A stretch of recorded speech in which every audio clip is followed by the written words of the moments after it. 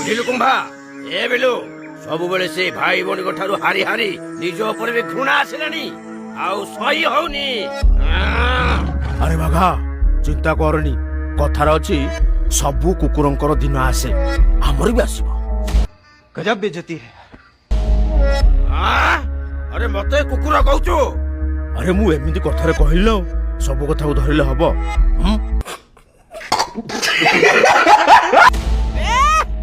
ଦି ଜଣଙ୍କର ବୁଦ୍ଧି ସୁଦ୍ଧି ବୋଲି କିଛି ନାହିଁ। କାମ ପଡିଲେ ମତେ କିଛି ଉପାୟ ବାହାର କରିବାକୁ କହିବେ, କିନ୍ତୁ ଏଠି ବଡ ବଡ ଭାଷଣ ଦଉଛନ୍ତି। ଆରେ ବିଲୁ ତୁ ସେତେବେଳୁ କଣ ଭାବୁଛୁ? ଆମେ ଏତେ ବଡ ବିଷୟରେ କଥା ହଉଛୁ, ତୁ କିଛି କହୁନୁ? ତମେ ଦି ଜଣ ଥିଲେ ଏ ଜନ୍ମରେ କେବେ ବି ସେ ଭାଇ ଭଉଣୀକୁ ହରାଇ ପାରିବନି। ଖାଲି ବଡ ବଡ ଶରୀର ପାଇଛ ସିନା, ହେଲେ କୋଉ କାମକୁ ନୁହଁ। ଏ ବୋଲୁ କଣ କହିଲୁ? ଆମେ କୋଉ କାମକୁ ନୁହଁ?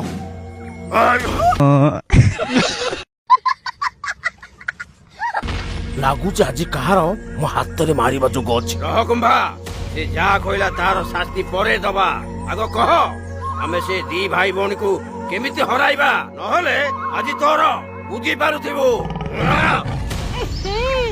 ମଲ୍ଲି ମୁଁ ଆଜି କାହିଁକି କହୁଥିଲି କେଜାଣି, ମୋ ପାଟିଟା ବେଶୀ କୁଣ୍ଡେଇ ହଉଥିଲା। ଏବେ ନା ମନେ ବି ମୁଁ କହୁନୁ କଣ ଖାଲି ଭାବୁଛୁ, କହ। ଏ ନାଇଁ ମ ସେ କିଛି ନାହିଁ। ଶୁଣ ମଉସା, ଶୁଣ ମାମୁଁ, ମୁଁ ଶୁଣିଛି ଆମ ଜଙ୍ଗଲ ପାଖ ସମୁଦ୍ର ଭିତରେ ଗୋଟେ ଦ୍ୱୀପଟେ ଅଛି। ସେଠି ଗୋଟେ ଅମୃତ ଫଳର ବୃକ୍ଷ ଅଛି।